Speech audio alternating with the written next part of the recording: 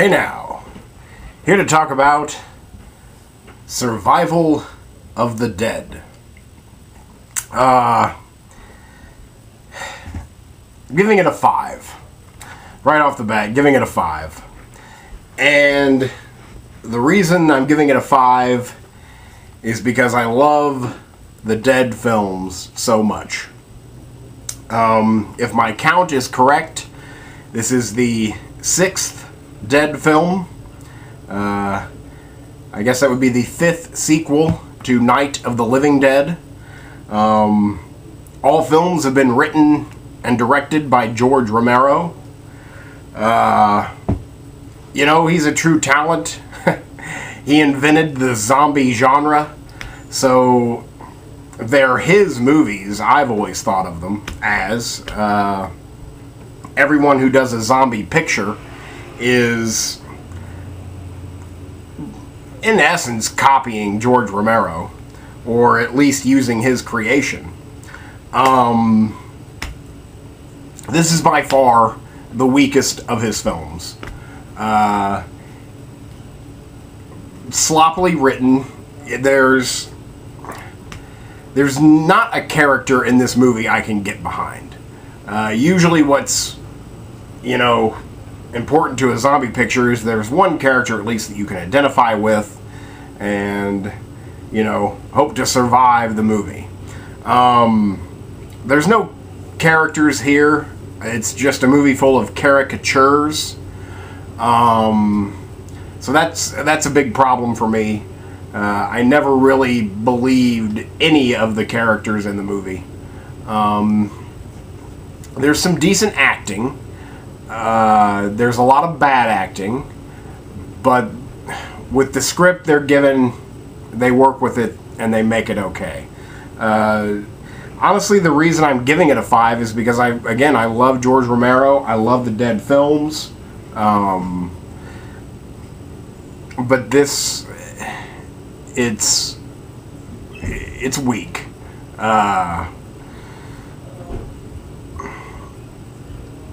I just never really bought much of the movie.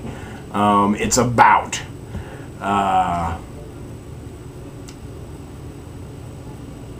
an island has 2 families on it, and they are feuding.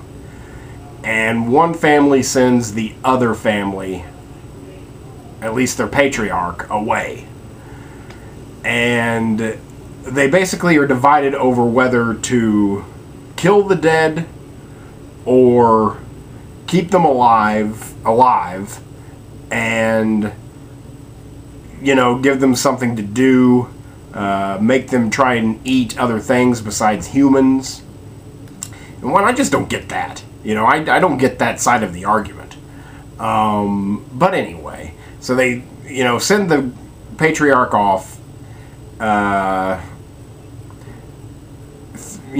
Flash forward 3 years later, he's tricking people into going out to the island to irritate his foe, and an army, or at least mercenaries, decide to go out and help him,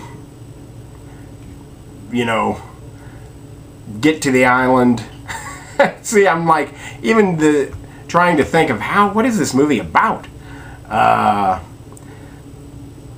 Again, I think the only reason I'm giving it such a positive review of a 5 is because it is, again, a Dead film by George Romero. There is a message. There's always a message to the Romero movies.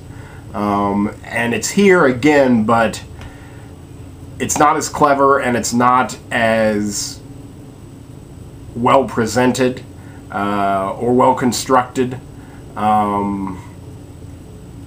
But again, there is a message there that redeems some of the film at the end.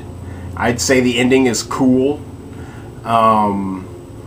Technically, it's very good. I mean, it's your zombie movie. There's a lot of cliche here.